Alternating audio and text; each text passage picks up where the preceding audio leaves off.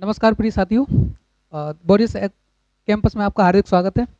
जैसा कि आपको पता है, हम लास्ट टॉपिक में टेंस पढ़ रहे थे और टेंस की अगली जो लेक्चर है, लेक्चर नंबर 4, जिसमें टेंस को हम आगे बढ़ा रहे हैं और प्रेजेंट डेफिनेट टेंस आपने कंप्लीट कर लिया था। प्रेजेंट डेफिनेट टेंस कंप्लीट होने के साथ अब उसमें कुछ थोड़ी सी प्रैक्टिस है और उसके बाद हम नई टॉपिक नई टेंस की ओर बढ़ेंगे। तो जैसा कि आपको पता है कि प्रेजेंट इंडेफिनिट टेंस में प्रेजेंट इंडेफिनिट टेंस ना, इसमें इंडेफिनिट का मतलब क्या होता है? एक तो डेफिनिट होता है जो निश्चय होता है, इंडेफिनिट का मतलब अनिश्चित। कोई चीज अनिश्चित है, जो श्योर नहीं है जिन चीजों में, उसे हम किस में रख लेते हैं? प्रेजेंट इंडेफिनिट में। दूसरी चीज आपको बताई थी कि जितनी भी हैबिट्स होती हैं आपकी, वो भी कहाँ रहती हैं? प्रेजेंट इंडेफिनिट के अंदर।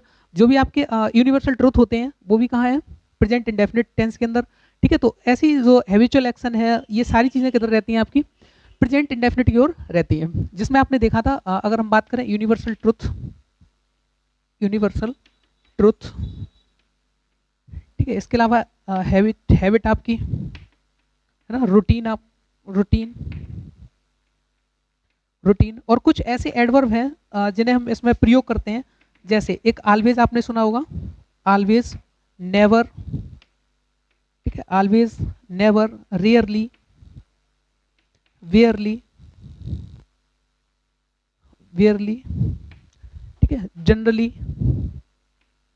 जनरली।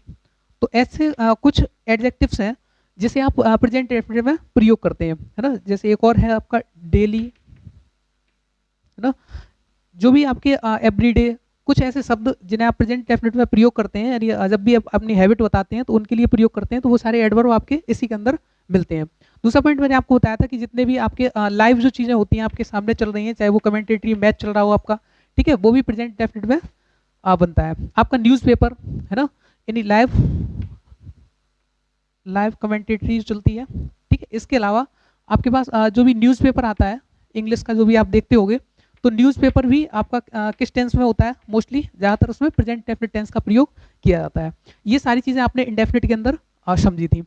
इसके बाद हमने रूल्स पे चर्चा की थी, है ना। कुछ इनके एग्जांपल्स देख लो। जैसे यूनिवर्सल ट्रुथ क्या है कि अगर हमने कहा कि पृथ्वी सूर्य के चक्कर लगाती है, तो अब ये जो मैंने कहा कि पृथ्वी सूर्य के चारों ओर चक्कर लगाती है, अगर हम ये कहें कि पृथ्वी सूर्य के चारों ओर चक्कर लगा रही है, वो सेंटेंस सही है कि पृथ्वी सूर्य के चारों ओर चक्कर लगाती है? इनमें से कौन सा सही है? तो आप कहोगे कि सर लगाती है, वो तो उसकी प्रतिदिन की हैबिट है और एक तरीके का क्या है, यूनिवर्सल ट्रुथ है, वो तो हमेशा सत्य है, वो आज यहाँ भी लगाती है और आप और कहीं बैठ के देखेंगे तो वहां भी लगाती है। मतलब कहने का मतलब ये है कि वो एक यूनिवर्सल यानी वैश्विक सत्य है, ठीक है। यूनिवर्सल का मतलब आप समझ आ रहा है कि एक ऐसी सत्यता, जैसे मैंने कहा आपसे कि एक और एक दो होता है, तो ये भी कौन सा टेंस बनेगा? आपका प्रेजेंट डेफिनिट टेंस बनेगा, ठीक है। उसके अलावा हैबिट, आपकी हैबिट्स कौन कौन सी होती हैं? कि मैंने आपसे कहा कि कल भी जैसा आपको बताया था कि हैबिट में कई सारी चीजें, जैसे आप ऑफिस जाते हो, लास्ट में ताती ये लगाते ही आप, ठीक है, वर्ब में ताती है जुड़ने के बाद क्या हो जाता है? प्रेजेंट इंडेफिनिट टेंस बनता है। एडवर्ब में कुछ ऑलवेज, नेवर, ये भी हमेशा आप प्रयोग करते हैं, तो प्रेजेंट इंडेफिनिट टेंस के अंदर देखने को मिलते हैं। यहाँ तक की बात आपसे क्लियर हो चुकी थी। प्रेजेंट इंडेफिनिट टेंस को हमने आगे बढ़ा लिया था और आज हम दूसरे इंडेफिनिट की बात करेंगे, वो आपका होगा पास्ट इंडेफिनिट टेंस, ठीक है। तो पास्ट इंडेफिनिट टेंस में भी होती यही सारी चीजें, बस वो पास्ट में होती है। तो समझते हैं कि पास्ट होता क्या है।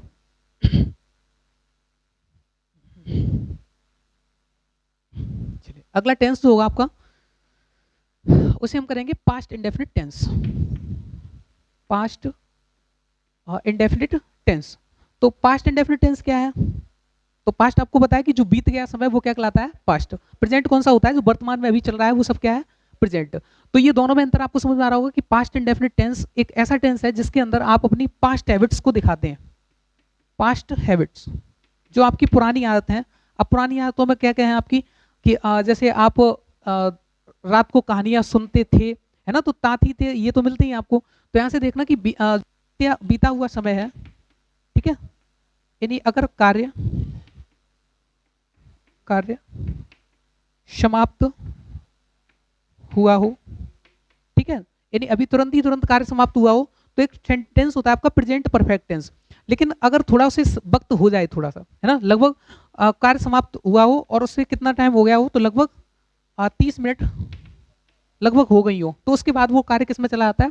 पास्ट इंडेफिनिट में चला जाता है। लगभग 30 मिनट और 30 से ज्यादा भी हो सकती है, थोड़ा बहुत समय। एक टाइम वैल्यू हमने अप्रोक्सीमेट नंबर एक ले लिया कि 30 मिनट के बाद वो समय किधर चला जाता है? आपका पास्ट इंडेफिनिट टेंस की ओर बढ़ जाता है।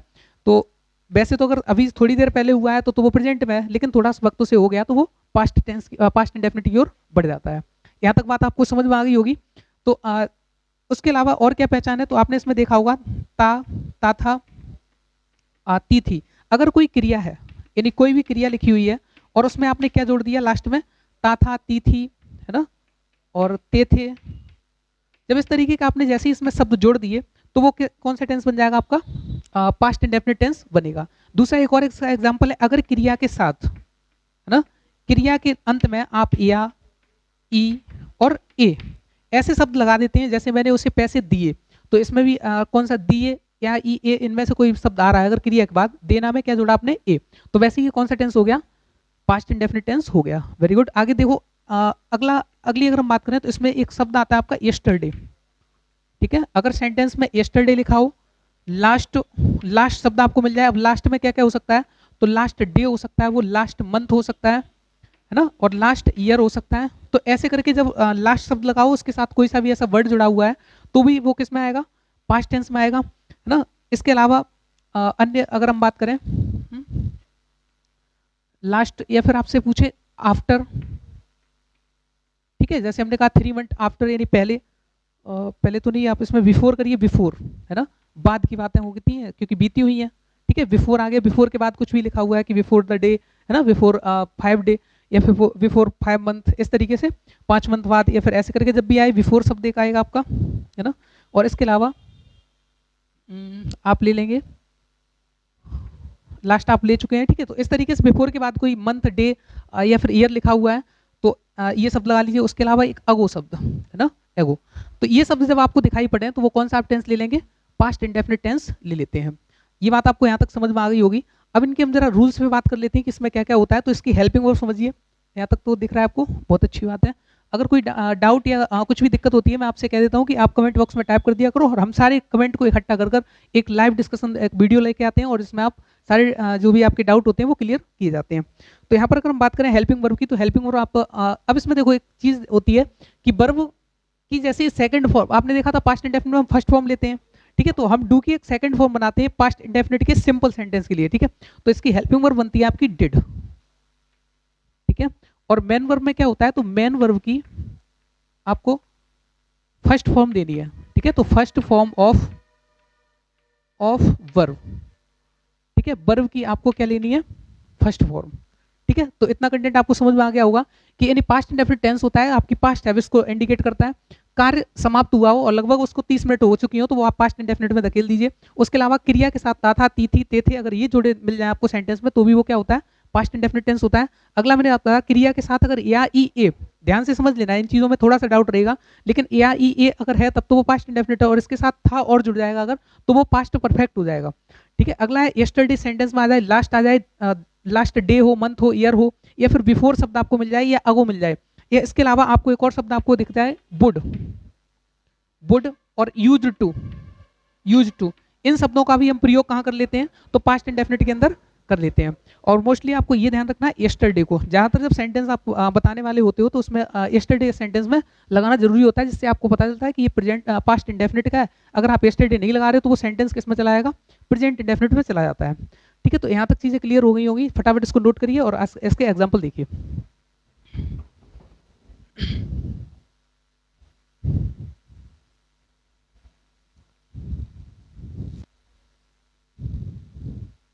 देखिए आगे की बात समझते हैं। तो आपने जैसा समझा कि पास्ट इंडेफिनिट की आपने एक आइडेंटिफिकेशन कर लिया इसका कि कैसे कैसे इसे पहचानते हैं। आपने हेल्पिंग बतानी, एक बार मेरे साथ बोल दीजिए हेल्पिंग वर्ब क्या है। वेरी गुड, आप लोग शायद डिड बता रहे हो। ठीक है, तो दूसरी हम चीज़ समझते हैं कि इसके बाद इसके रूल्स की अगर बात करें हम, ठीक है, तो रूल जो होगा अफर्मेटिव के लिए, ठीक है, रूल्स अफर्मेटिव के लिए क्या करते हैं हम खास, जैसा आपने प्रेजेंट इंडेफिनिट में समझा था कि अफर्मेटिव सेंटेंस में हेल्पिंग वर्ब का प्रयोग नहीं करते हैं, सेम सिचुएशन इसके साथ है कि पास्ट इंडेफिनिट में भी आप हेल्पिंग वर्ब का प्रयोग नहीं करते हैं। तो हेल्पिंग वर्ब कौन सी होती है, आपने भी डिड लिखी थी, ठीक है, तो इसमें भी क्या करते हैं खास, तो आप सबसे पहले इसमें सब्जेक्ट लगाते हैं, फिर इसमें हेल्पिंग वर्ब का प्रयोग आप नहीं करेंगे, ये बात आपको ध्यान रखनी है। ठीक है, इसमें क्या नहीं करते, हेल्पिंग वर्ब का प्रयोग नहीं करते, तो क्या करते हैं, तो इसमें करते क्या हम वर्ब की सेकंड फॉर्म लगाते हैं। ठीक है, आप क्या लगाएंगे, मेन वर्ब जो होगी उसकी सेकंड फॉर्म। ठीक ठीक है, ध्यान रखना है, सब्जेक्ट हेल्पिंग वर्ब का यूज नहीं करना है, मेन वर्ब की सेकंड फॉर्म लगा देनी है और उसके बाद उसका ऑब्जेक्ट और प्लस उसका अदर वर्ड। बस इस तरीके से ये कहानी इसकी बनती है। अब एग्जाम्पल की बात करें, अगर हम एग्जाम्पल लिखा कि मोहन मोहन मोहन इस विद्यालय में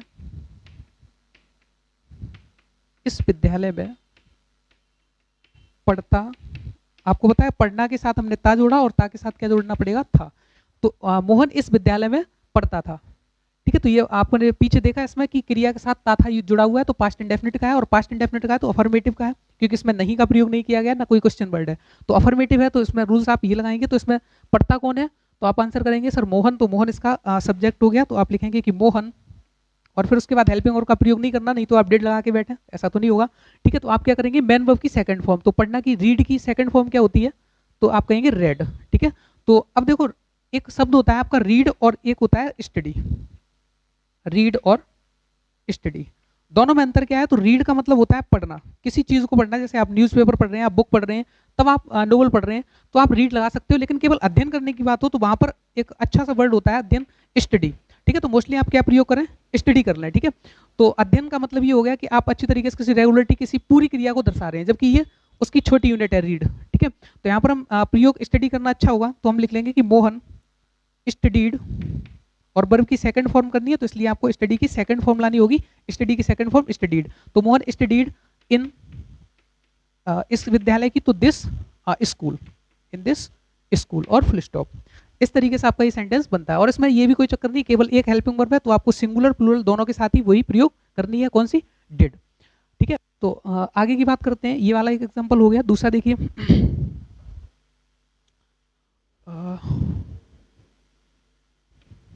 मनु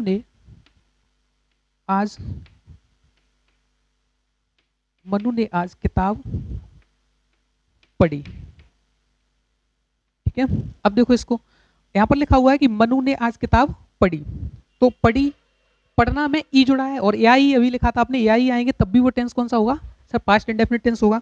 तो आप क्या करेंगे, तो आप सबसे पहले सब्जेक्ट लेंगे, तो सब्जेक्ट क्या है, मनु, और पढ़ना की क्या बताया था। अब देखो उसने किताब पढ़ी, अब पूरी अध्ययन करने की बात नहीं है, केवल पढ़ने की बात है नॉर्मल, और आपको पता है क्या पढ़ा उसने, तो किताब पढ़ी। तो आप यहाँ क्या करेंगे, वेरी गुड, आप करेंगे रीड, ठीक है। तो मनु रीड, अब रीड की सेकंड फॉर्म आपको चाहिए, तो रीड की रीड ही होती है, लेकिन उसे जो प्रोनाउंस करते हैं या फिर उच्चारण जो करते हैं वो आप क्या करते हैं, रेड करते हैं इसको, ठीक है। तो आप लिखेंगे मनु रेड द बुक, और यहाँ पर टुडे, आज आज पढ़ी, तो आज का टुडे लिख देंगे, ठीक है। तो इस तरीके से Manu read the book today, तो ये हो गया आपका पढ़ी। तो ये दोनों में आपको अंतर समझ में आ गया होगा, ये पास्ट इंडेफिनिट के अफर्मेटिव का रूल्स है, और यहाँ तक क्लियर हो गया। तो अब हम निगेटिव पे बढ़ते हैं जरा, इसे नोट कर लेना, ठीक है। तो अगला सेंटेंस होगा आपका निगेटिव सेंटेंस। आप लोग बता दें इसके बाद अगला टॉपिक आपको कौन सा चाहिए, तो उसी हिसाब से आपका कमेंट बॉक्स में टाइप कर दें कि ये टॉपिक पढ़ना है, तो वही टॉपिक आपका शुरू कर दिया जाएगा, ठीक है। तो अगला सेंटेंस आपका डालेंगे आप heading negative sentence, negative sentence. देखिए निगेटिव सेंटेंस में आपको क्या करना है, सबसे पहले सब्जेक्ट तो रखना ही रखना है ना, सबसे पहले सब्जेक्ट, फिर उसके बाद हेल्पिंग वर्ब, और हेल्पिंग वर्ब में आप क्या लेंगे इसमें, डिड, ठीक है। और इसके साथ आपको एक नॉट यूज करनी है, क्योंकि निगेटिव सेंटेंस है नहीं के लिए, ठीक है, नॉट नेवर जो भी हो। तो सब्जेक्ट फिर डिड फिर नॉट फिर मेन वर्ब की सेकंड फॉर्म लिखा हुआ है, लेकिन आप ऑलरेडी डू की सेकंड फॉर्म यहाँ यूज कर चुके हो, तो यहाँ पर आपको बार बार मेन वर्ब की सेकंड फॉर्म यूज नहीं करनी है। तो यहाँ पर कौन सी होगी सर, तो आप कहेंगे कि फर्स्ट होगी, ठीक है, क्योंकि इंडेफिनिट में समय क्या करते हैं, फर्स्ट फॉर्म लगाते हैं बस। लेकिन वर्ब की जो उसके रूल्स होते हैं, टेंस कहता है इंडेफिनिट में कि प्रेजेंट इंडेफिनिट में, सॉरी प्रेजेंट इंडेफिनिट में ऐसे ले रहे थे आप, पास्ट इंडेफिनिट में सेकंड फॉर्म ले रहे थे, तो डू की डिड आपने कर ली, तो दोबारा से आप नहीं करेंगे, जैसा उधर डू या डज में ऐसे लगा देते तो दोबारा तुम नहीं लगाते थे, तो इसी तरीके से यहाँ पर डिड सेकंड फॉर्म ऑलरेडी कर ली, तो यहाँ पर मेन वर्ब की फर्स्ट फॉर्म यूज कर लेंगे। तो यहाँ तक क्लियर हो गया होगा। एक एग्जाम्पल देखते हैं, मैंने लिखा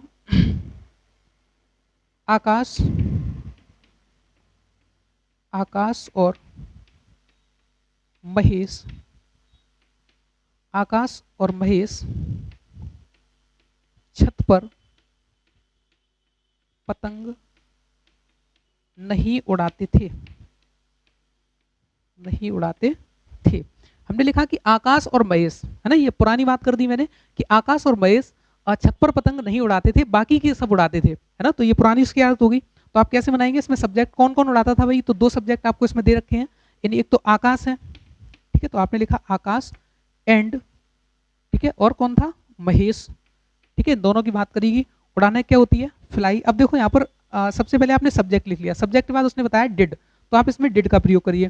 तो डिड के बाद क्या बताया उसने, नॉट, नॉट लगाया मैंने। मेन वर्ब इसमें क्या है, उड़ाना की, उड़ाना क्या होती है, फ्लाई, तो आप क्या लिख देंगे, फ्लाई। मेन वर्ब की फॉर्म करनी है, फ्लाइड नहीं करना है, ठीक है। डिड नॉट फ्लाई, क्या उड़ाते थे बेटा, तो आप कहेंगे सर द काइट, है ना, पतंग, ठीक है। तो फ्लाई द काइट, और कहाँ पर, रूफ पर। अब ऑन, ऑन द रूफ, ठीक है। तो इस तरीके से आप वाक्य को बनाते हैं, यानी Akash and Mahesh did not fly the kite on the roof, यानी वो छत पर पतंग नहीं उड़ाते थे, बाकी के सब उड़ाते थे। यहाँ तक क्लियर हुआ, ठीक है। आगे एक और इसका एग्जांपल देख लेते हैं। मैंने लिखा कि हम दादी, दादी बचपन में, बचपन में हमें कहानियां सुनाया करती थी, कहानियां सुनाया करती थी। कहानियां नहीं, निगेटिव कर चल रहे हैं ना, कहानियां नहीं सुनाया करती थी, ठीक है। जो दादी थी वो बचपन में हमें कहानियां नहीं सुनाया करती थी, निगेटिव सेंटेंस बनाना है। वैसे सबकी दादियां सुनाती हैं, आपको पता होगा, है ना, अच्छी अच्छी डरावनी भी कहानियां सुनाती थी और भी कहानियां सुनाती थी, लेकिन हमारी दादी ऐसी थी जो कहानियां नहीं सुनाती थी। तो आप कैसे बनाएंगे, निगेटिव सेंटेंस बनाना है, तो आप लिखेंगे दादी यानी ग्रैंड मदर, है ना, तो आप लिखेंगे कि ग्रैंड मदर, मदर ये सब्जेक्ट हो गया। फिर उसके बाद उसने बताया डिड लगाइए, आप डिड लगा देंगे, डिड, और फिर उसके बाद आप निगेटिव है तो नॉट लगाएंगे। सुनाना क्या होती है, तो आप लिखेंगे टेल, ठीक है, टेल, है ना, क्या सुनाती थी, स्टोरीज, टेल द स्टोरीज, कहानियां, ठीक है। कब की बात कर रहा है, चाइल्डहुड, इन चाइल्डहुड, बचपन में, ठीक है, चाइल्डहुड। तो यहाँ तक आपको समझ आया होगा, है ना, यानी grandmother did not tell the stories in childhood, बचपन में। अब तक किसे नहीं सुनाती थी, इसमें एक ऑब्जेक्ट आपको और दे रखा है, हमें। तो आप क्या करेंगे, grandmother did not tell, और स्टोरीज किसे सुनाती थी, मुझे। तो सबसे पहले इनडायरेक्ट आप लिख देंगे यहाँ पर अस, ठीक है, tell us the stories in childhood. Us का मतलब क्या होता है, हमें। एक ऑब्जेक्टिव केस चाहिए था, वी का ऑब्जेक्टिव केस वी हम होता है, और इसका ऑब्जेक्टिव केस क्या होता है, हमें, ठीक है। तो ये यहाँ तक क्लियर हो गया होगा। अगली हम बात कर लेते हैं इंटेरोगेटिव सेंटेंस की, ठीक है। बाकी क्या, आप सेंटेंस को बुक पे, और आपको प्रैक्टिस सीट आपको टीचमेंट ऐप पे प्रोवाइड कराई जाती है, तो वहां से सीट आप निकाल लिया करें, ठीक है। तो अगला सेंटेंस है आपका इंटेरोगेटिव फर्स्ट, और आपको याद होगा कि इंटेरोगेटिव फर्स्ट में क्या होता है खास, कि हेल्पिंग वर्ब को कहाँ लेते हैं हम, आगे। तो इंटेरोगेटिव फर्स्ट सेंटेंस में आपको क्या करना है, इस डिड को उठा के कहाँ रखना है, आगे की ओर, ठीक है। बाकी के सब्जेक्ट उस जगह पर चला जाता है, ठीक है। नॉट आपको लगानी है तो सब्जेक्ट के बाद लगानी है। चलिए, तो सबसे पहले आप लिखेंगे यहाँ पर डिड, और उसके बाद क्या आएगा, सब्जेक्ट आएगा, फिर उसके बाद मेन वर्ब की फर्स्ट फॉर्म, फिर ऑब्जेक्ट, फिर अदर वर्ड, और एक और लास्ट में चेंजिंग करनी होती है जब इंटेरोगेटिव होता है, तो वो क्या है, क्वेश्चन मार्क की। फॉर एग्जाम्पल हमने लिखा, आपसे पूछा क्वेश्चन, मैंने कहा क्या, क्या आप बचपन में, बचपन में रोते थे। मैंने आपसे पूछा कि क्या आप बचपन में रोते थे, ये पास्ट हैबिट, पुरानी आदत पूछ रहे हैं, और पुरानी आदत पूछने का टेंस कौन सा होता है, पास्ट इंडेफिनिट।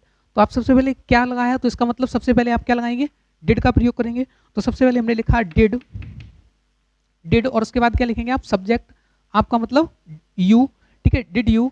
मेन वर्ब की फर्स्ट फॉर्म रोना की क्या होती है, क्राई, तो आप क्राई लिख सकते हैं या वीप लिख सकते हैं, और कब, इन बचपन की क्या होती है, चाइल्डहुड, ठीक है, और क्वेश्चन मार्क लगा देंगे। ये क्लियर हुआ, ठीक है। एक और क्वेश्चन हम कर लेते हैं। मैंने कहा क्या, क्या रोहित के पापा या पिताजी, रोहित के पिताजी ऑफिस, ऑफिस जाते थे। यदि हमने आपसे क्वेश्चन पूछा और जाते थे लास्ट में लग गया, ये पुरानी याद पूछ रहे कि पहले जाते थे क्या, तो आप कहेंगे कि हाँ जाते थे या हाँ या ना में जवाब देंगे तो इंटरोगेटिव इसीलिए फर्स्ट है, तो आप डिड सबसे पहले लगाएंगे। आप लिखेंगे डिड रोहित्स फादर, रोहित के पापा अपोस्ट्रोफी एस लगा के आप लिख देंगे रोहित्स फादर, ठीक है। और फिर जाना कि गो, और गो की सेकंड फॉर्म तो नहीं करनी है, ठीक है। गो और कहाँ पर, टू ऑफिस, ठीक है, और क्वेश्चन मार्क लगा देंगे। यहाँ तक क्लियर हुआ होगा, ठीक है। अगली हम बात कर लेते हैं और आगे की बात करेंगे, अगला इंटरोगेटिव सेकंड, ठीक है। तो इसे हटा देते हैं जरा, आप नोट करते जाइए, नोट्स विदाउट बना लीजिए। और ये बेसिक कंप्लीट होने के बाद एडवांस लेवल पर धीरे धीरे हम बढ़ेंगे। और टेंस खत्म होने के बाद अगला टॉपिक उम्मीद है कि आप लोग शायद नरेशन पढ़ना चाहेंगे, स्पीच जिसे बोलते हैं हम। तो अगला टॉपिक होगा आपका इंटरोगेटिव सेकंड, ठीक है। इसका नियम क्या कहता है, तो आपको एक बार मेरे साथ बोलिए जरा, याद तो है ही। सबसे पहले क्वेश्चन वर्ड, वेरी गुड, शाबाश, बहुत अच्छे, बोलते जाइए, बहुत बढ़िया। लो, यही बोल रहे थे आप लोग, यानी क्वेश्चन वर्ड, फिर उसके बाद डिड लगानी है, फिर सब्जेक्ट, फिर मैन वर्ब की फर्स्ट फॉर्म, फिर उसके बाद ऑब्जेक्ट, फिर अदर वर्ड। यहाँ तक क्लियर है। अच्छा, अब एग्जाम्पल की बात कर लेते हैं जरा। तो एग्जाम्पल मैंने लिखा कि वह आपके घर कब आती थी,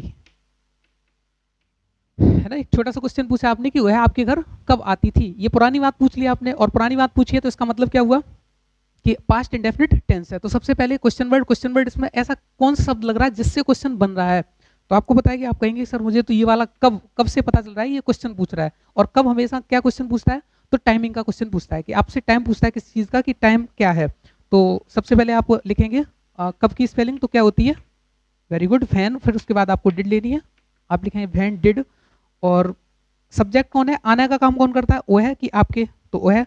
तो अब आती है तो लड़की है, तो सी लगाएंगे आप। व्हेन डिड सी, आना की क्या है, क्योंकि सब्जेक्ट के बाद आपको मेन वर्ब लिखती है, तो कम, ठीक है, कम। और आपके घर, ठीक है, तो कम टू आपका क्या होता है, तो योर होता है, और घर का हाउस, ठीक है। When did she come to your house, वह तुम्हारे घर कब आती थी, ठीक है। तो इसी तरीके से एक और इसका एग्जांपल देख लेते हैं। मैंने लिखा कि बच्चे क्रिकेट कहाँ खेलते थे। कहाँ शब्द से आपको पता चलता है स्थान के बारे में, ठीक है। तो आप स्थान के बारे में पूछना चाह रहे हैं कि बच्चे क्रिकेट खेलते कहाँ थे, वो कौन से ग्राउंड में खेलते थे, कौन से पार्क में खेलते थे, वो चीज़ आप पूछना चाह रहे हैं। तो आप सबसे पहले लिखेंगे चिल्ड्रन, इसमें कहाँ की स्पेलिंग, तो आप कहाँ की स्पेलिंग है वेयर। फिर उसके बाद आप हेल्पिंग वर्ब वेयर डिड, ठीक है। बच्चे बहुत से हैं, तो सिंगुलर तो आप चाइल्ड जानते हैं, और बच्चे चाइल्ड्स तो नहीं हो जाएगा, नहीं होगा ना, चाइल्ड से चिल्ड्रन करते हैं इसका, ठीक है। तो आप लिख देंगे चिल्ड्रन, ठीक है। यानी वेयर डिड चिल्ड्रन, खेलना की अब मैन वर्ब लगानी है आपको, मैन वर्ब की फर्स्ट फॉर्म प्ले, और क्या खेलना, क्रिकेट, प्ले क्रिकेट, ठीक है। इस तरीके से आप लिख देते हैं। और ध्यान रखना कि गेम के नेम के आगे आप दा नहीं लगाते हैं, यानी प्ले द क्रिकेट नहीं करेंगे आप, केवल जो गेम्स के नाम होते हैं, ठीक है, चाहे वो क्रिकेट हो, फुटबॉल हो, चेस हो, ठीक है। तो ये हो गया आपका इंटरोगेटिव सेकंड। तो यहाँ तक पास्ट इंडेफिनिट तो आपको कोई दिक्कत नहीं हुई होगी, और पास्ट इंडेफिनिट आपको समझ आ गया होगा। तो ये है आपका पास्ट इंडेफिनिट। अब थोड़ी सी कुछ इसकी एडवांस लेवल की बात कर लेते हैं कि और क्या इसमें खास है, ठीक है। तो इसे फिनिश करते हैं, जरा कर दें। तो मैंने पास्ट इंडेफिनिट टेंस में एक दो चीजें और लिखी थी। मैंने एक वुड शब्द यूज किया था आपसे, मैंने कहा वुड और यूज्ड टू, ठीक है। ये दो शब्द आप पास्ट हैबिट दर्शाने के लिए कर लेते हैं, आप हेल्पिंग वर्ब की जगह इनका प्रयोग कर सकते हैं। जैसे जहां आपको डिड प्रयोग करते हैं वहीं पर इनका भी प्रयोग हो सकता है। तो कभी कभी एरर में ऐसा अगर देता है तो ये मत सोचना कि अरे ये डिड लगना चाहिए, वहाँ वुड कैसे आ गया, तो वुड का इस्तेमाल कर सकते हैं। तो यूज टू और ये मोस्टली ये पास्ट हैबिट के लिए प्रयोग किए जाते हैं, ठीक है। और नॉर्मल कोई बात बताते हैं तो उसमें किसका हम प्रयोग कर लेते हैं, डिड की। जैसे हमने लिखा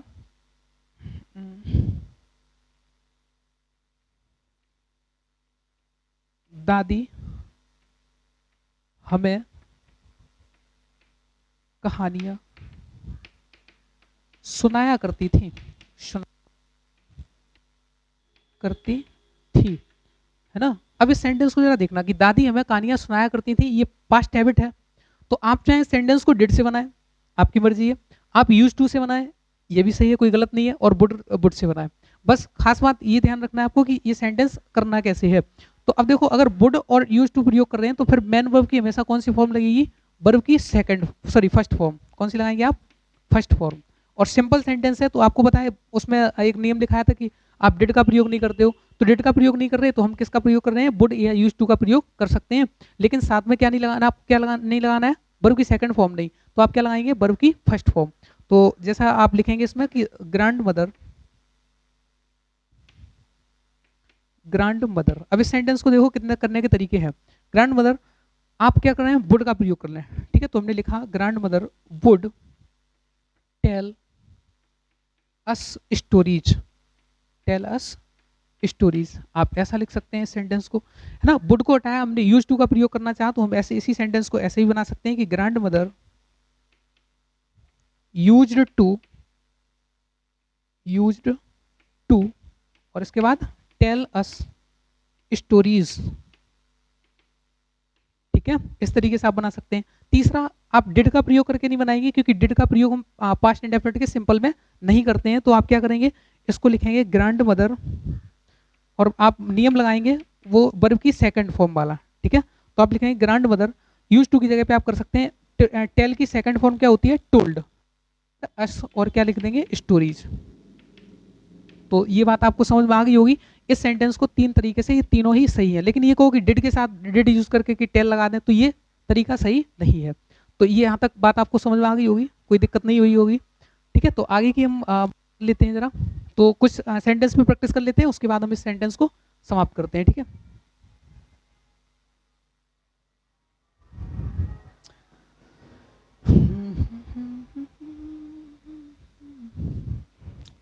देखिए मैंने लिखा कि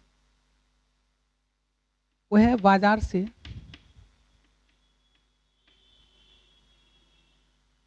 वह सदर बाजार से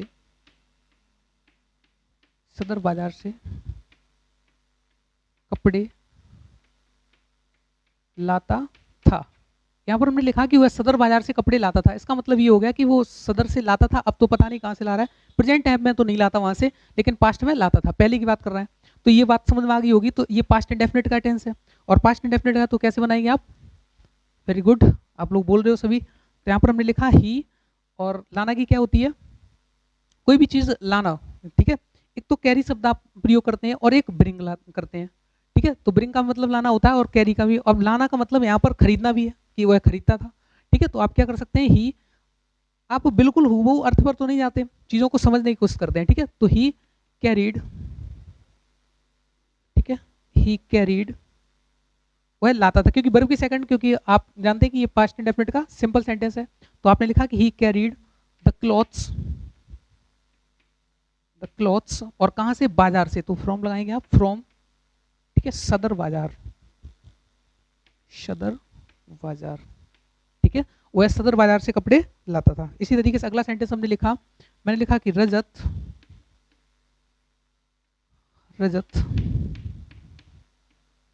सिगरेट पीता था, लेकिन अब तो नहीं पीता है। या मैंने लिखा कि रजत सिगरेट नहीं पीता था, है ना। तो इसे निगेटिव कर लेते हैं जरा, रजत सिगरेट नहीं पीता था, लेकिन अब क्या कर रहा है, वो पीता है, इसका मतलब, ठीक है। तो हर एक पहलू, हर एक बात के दो पहलू निकल के आते हैं कि अगर ये काम अभी नहीं होता तो इससे पहले होता होगा, ठीक है। मैंने कहा कि मैं नहीं जाऊंगा तो इसका मतलब आप वहां जाएंगे। तो ऐसे करके हर एक चीज के दो अर्थ निकलते हैं। तो यहाँ पर मैंने लिखा कि रजत सिगरेट नहीं पीता था, तो इसका मतलब अब पीता होगा, ठीक है, वो बात की बात है। तो यहाँ पर सेंटेंस करते हैं कि रजत, और फिर आप पता है कि जैसे निगेटिव हुआ तो आपको डिड लगाना पड़ा, और डिड के साथ क्या लगाना पड़ा, नॉट, ठीक है। डिड नॉट पीना की, ड्रिंक ना, स्मोक, वेरी गुड, ठीक है। तो आप क्या लिखेंगे, स्मोक, ठीक है। तो Rajat did not smoke the cigarette, ठीक है।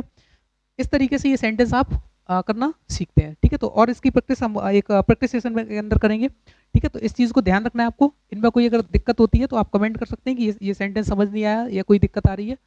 तो अगले टेंस की ओर हम बढ़ते हैं, और अगला टेंस कौन सा होगा आपका, फ्यूचर इंडेफिनिट टेंस, ठीक है। तो फ्यूचर इंडेफिनिट टेंस में देखें क्या विशेषता है, क्या खास है, चलिए। Future indefinite tense. तो इसकी भी हम जरा आइडेंटिफिकेशन करते हैं। तो आप पहचानने के लिए इसका क्या करते हैं,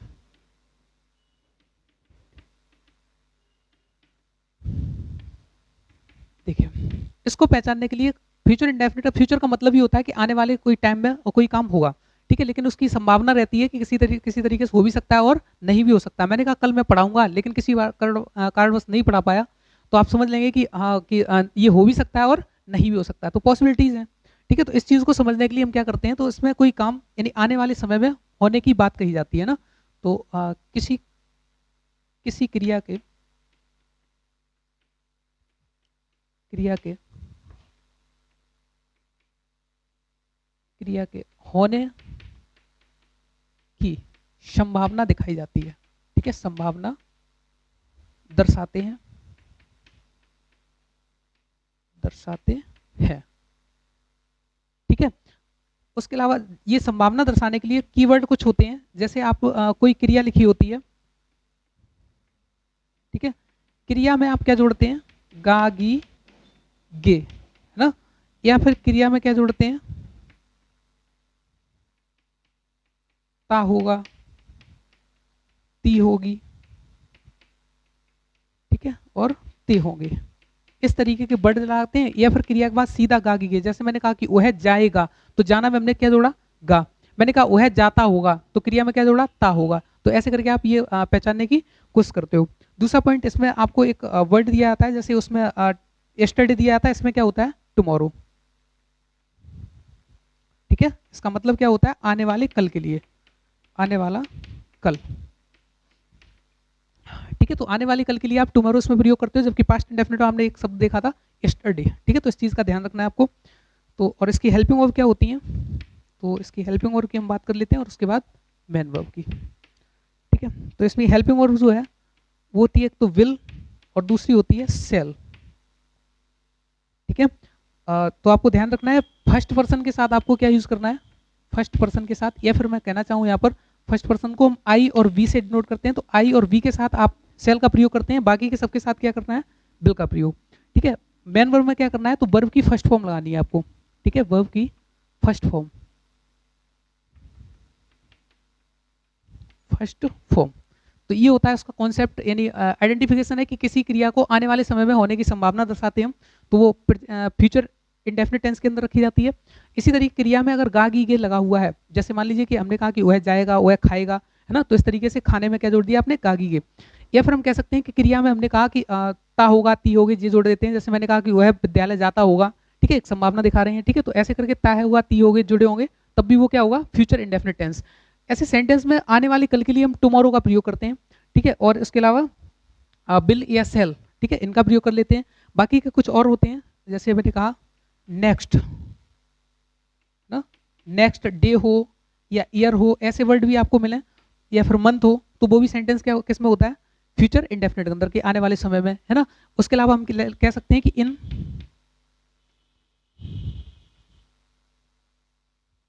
इन कोई टाइम है, टाइम पीरियड दे दिया, ठीक है, इन टाइम पीरियड कोई दे दिया, मैंने कहा 2 मिनट में वह आ जाएगा, है ना, तो ऐसे करके मैंने बोल दिया 2 मिनट में आ जाएगा, वह 10 दिन में आ जाएगा, तो ऐसे करके एक कोई पीरियड, टाइम पीरियड दिया होता है, उसके अंदर कोई चीज़ होने की संभावना होती है अगर, तो वो फ्यूचर इंडेफिनिट के अंदर रख लेते हैं।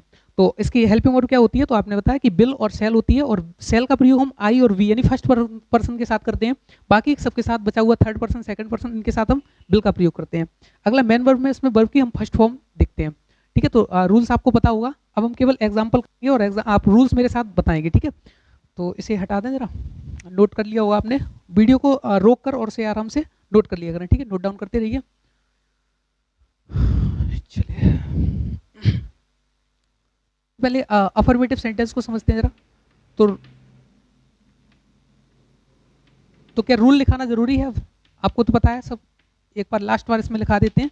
सब्जेक्ट, फिर आप इसमें से कोई सा कोई तो बिल लेंगे या सेल, कोई हेल्पिंग वर्ब एक, और उसके बाद मेन वर्ब की कौन सी फॉर्म, शाबाश, फिर उसके बाद ऑब्जेक्ट और फिर अदर वर्ड, इस तरीके से आप बना देते हैं, ठीक है। तो हमने यहाँ लिखना शुरू किया, मैंने कहा कि रोहन रोहन रोहन रोहन घर पर कार्य करता होगा, है ना। जैसे आगे सेंटेंस हमने इसका एग्जांपल लिया कि रोहन घर पर कार्य करता होगा, क्योंकि लॉकडाउन चल रहा है और कोविड से सब लोग पीड़ित भी हैं, ठीक है, उससे हम तो कहीं ना कहीं गुजर रहे हैं उसके साथ। तो यहाँ पर लिखा है कि रोहन घर पर कार्य करता होगा, है ना, फ्यूचर इंडेफिनिट टेंस है।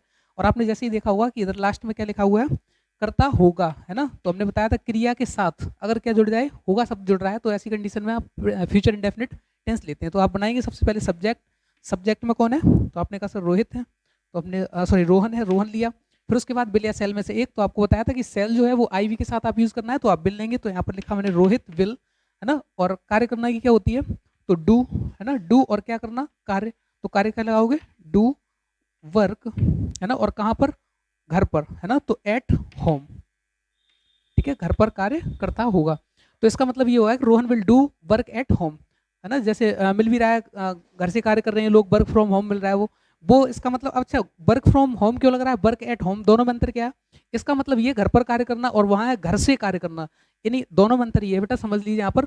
जैसे अगर हमने यहाँ पर लिखा वर्क फ्रॉम होम, है ना, वर्क फ्रॉम होम, और इसका मतलब ये है कि घर पर कार्य कर रहे हैं, और इसका मतलब है घर से कार्य कर रहे हैं।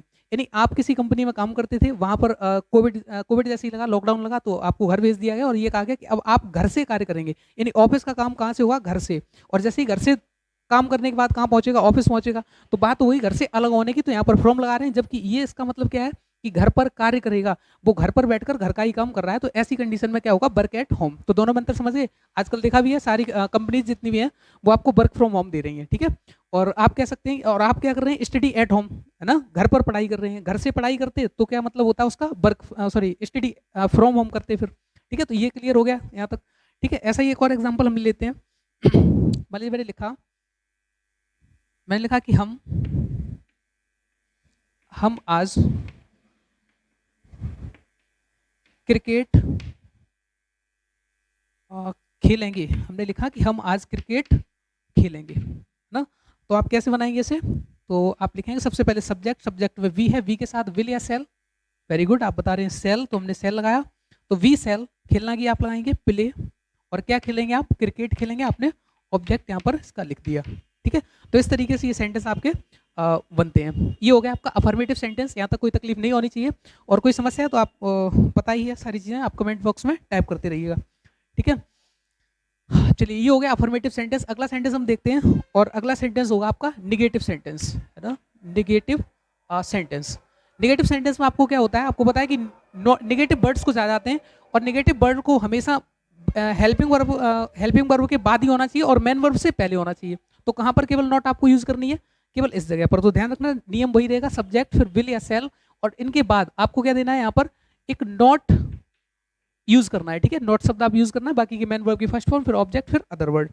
अब एग्जाम्पल अगर हम देखें, तो एग्जाम्पल में हम कह सकते हैं कि मेहमान अपने घर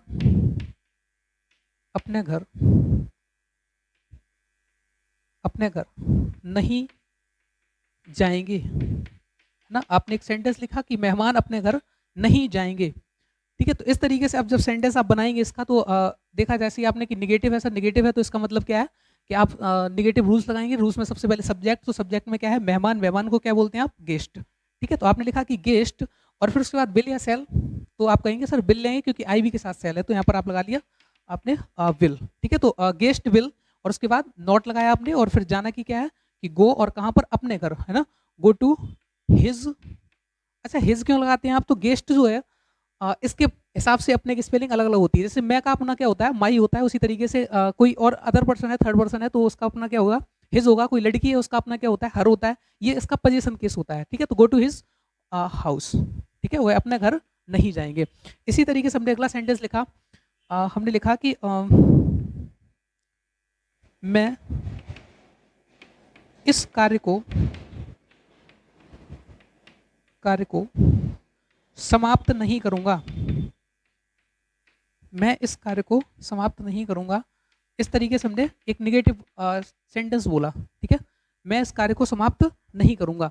तो जैसे आपने देखा कि इसमें नहीं एक नेगेटिव वर्ड आया है, वैसे ही आपने क्या कहा, निगेटिव सेंटेंस है, तो आई सबसे पहले हमने लगाया, फिर उसके बाद बिल या सेल में से आपने सेल उठाया, और आपने लिखा कि आई सेल, समाप्त करना क्या होती है, फिनिश करना, ठीक है। तो आपने लिखा फिनिश, ठीक है, आई सेल फिनिश, और इस कार्य को तो आप लिखेंगे दिस, और वर्क लिखना चाहे तो वर्क लिख दें। एक और वर्ड होता है आपका टास्क, है ना, किसी टारगेट बेस्ड किसी कार्य को हम क्या कहते हैं, टास्क कहते हैं। तो ये वर्क और टास्क में अंतर समझ लेना। तो आपने लिखा कि आई शैल फिनिश दिस वर्क या फिर टास्क, आप एक चीज कह सकते हैं। तो ये आपका नेगेटिव सेंटेंस हो गया। ठीक है, अगले की ओर बढ़ते हैं। अच्छा, ऐसे कई सारे सेंटेंस आप बोलकर थोड़ी सी प्रैक्टिस कर लिया करें। ठीक है, और टीचमेंट में जो आपको एक्सरसाइज शीट डाली जा रही है उसको लगातार सॉल्व करते रहें। तो अगला सेंटेंस हम देखते हैं। नेगेटिव के बाद अगला सेंटेंस होगा आपका इंटेरोगेटिव फर्स्ट। इंटेरोगेटिव फर्स्ट, तो जरा एक बार याद करो मेरे साथ कि इंटेरोगेटिव फर्स्ट में क्या होता था। तो आप कहेंगे ये यस नो टाइप होते हैं, इनके जवाब केवल किस में दे सकते हैं आप, हाँ या ना में दे सकते हैं। ठीक है, तो इसका नियम क्या होता है तो इसका रूल्स बनता है कि सबसे पहले आप क्या लगाएं, वेरी गुड, आप हेल्पिंग वर्ब, फिर उसके बाद, और हेल्पिंग वर्ब में आप क्या लगाएंगे, इसमें विल या सेल को रख लीजिए। ठीक है, विल या सेल। ठीक है, और उसके बाद आप सब्जेक्ट रखते हैं, और फिर क्या रखते हैं, मेन वर्ब की फर्स्ट फॉर्म, और फिर इसके बाद ऑब्जेक्ट, और फिर अदर वर्ड, शाबाश। और उसके बाद आप क्वेश्चन मार्क लगाते हैं, है ना। फॉर एग्जांपल हमने अगर सेंटेंस हमने कोई लिखा, मैंने लिखा कि क्या तुम क्या तुम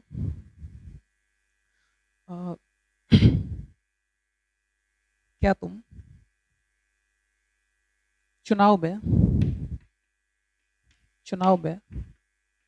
वोट करोगे ना। मैंने एक सेंटेंस लिखा कि क्या तुम इस चुनाव में वोट करोगे। तो आपसे क्वेश्चन पूछा, आप जवाब देंगे। अगर आपका वोट होगा तो आप कहेंगे कि हाँ करेंगे, और नहीं वोट होगा तो आप मना कर देंगे कि नहीं वोट करेंगे। ठीक है, तो हाँ या ना में जवाब देंगे। तो आप क्या करेंगे, सबसे पहले विल या सेल में से एक उठाया। तो हमने जैसे ही देखा कि तुम हो, यू, और सेकंड पर्सन होता है तो विल लगाएंगे आप। तो आपने यहाँ पर लिखा कि विल, और फिर उसके बाद आपने लिखा विल यू, है ना। और उसके बाद क्या लिखेंगे, विल यू वोट करना की क्या होती है, तो आप कहेंगे कास्ट द वोट, है ना, कास्ट द वोट। ठीक है, will you cast the vote, और किसमें, चुनाव में, तो इन इलेक्शन। ठीक है, इस तरीके से ये क्वेश्चन बनेगा, will you cast the vote in election. ऐसे हमने अगला क्वेश्चन पूछ लिया। हमने क्या प्रिया आज क्या प्रिया आज रोहित से बात करेगी, है ना। हमने क्वेश्चन पूछा आपसे कि क्या प्रिया आज रोहित से बात करेगी। तो आप दिमाग लगाइए इस पर, क्या करेंगे, सबसे पहले आप क्या लेंगे, विल या सेल में से एक। तो हमने विल लिया इसमें, और विल के बाद सब्जेक्ट कौन है, बात करने का काम प्रिया करेगी। तो हमने लिखा कि विल प्रिया। ठीक है, फिर उसके बाद बात करने की क्या होती है, तो आप लिखेंगे टॉक। ठीक है, तो हमने लिखा कि विल प्रिया टॉक किससे, रोहित से। ठीक है, टॉक टू लगा सकते हैं, टॉक टू रोहित, या फिर टॉक डायरेक्ट क्या कर सकते हैं, रोहित। ठीक है, तो आपने लिखा कि टॉक रोहित, और आज की बात कर रहा है तो आज लिख देंगे आप टुडे। ठीक है, तो इस तरीके से आप ये सेंटेंस बनाएंगे। ये हो गया आपका इंटरोगेटिव सेकंड टाइप, ना, जिसमें आपने देखा कि सबसे पहले क्या लगा होता है, और उसमें सबसे पहले हेल्पिंग वर्ब, उसके बाद सब्जेक्ट, फिर उसके बाद मेन वर्ब, फिर उसके बाद ऑब्जेक्ट, फिर उसका बाद अदर वर्ड। ठीक है, आप ये लगाते हैं। और अगला सेंटेंस है आपका इंटरोगेटिव, ये हो गया इंटरोगेटिव फर्स्ट, है ना। यहाँ पर फर्स्ट करना जरा दिख रहा होगा आपको, फर्स्ट। अब इंटरोगेटिव सेकंड करिए। ठीक है, तो इन्हें जरा हटा लेते हैं और फिर आगे की कहानी बढ़ाते हैं।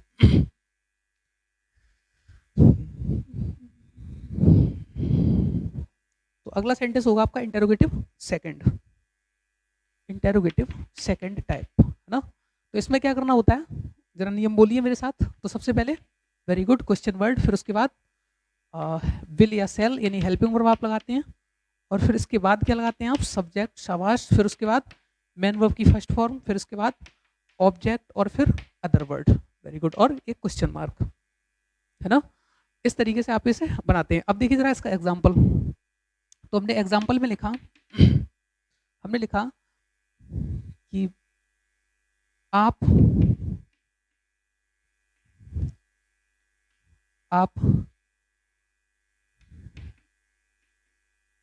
टीवी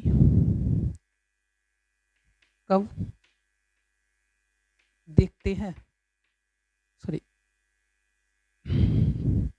आप टीवी कब देखोगे, है ना।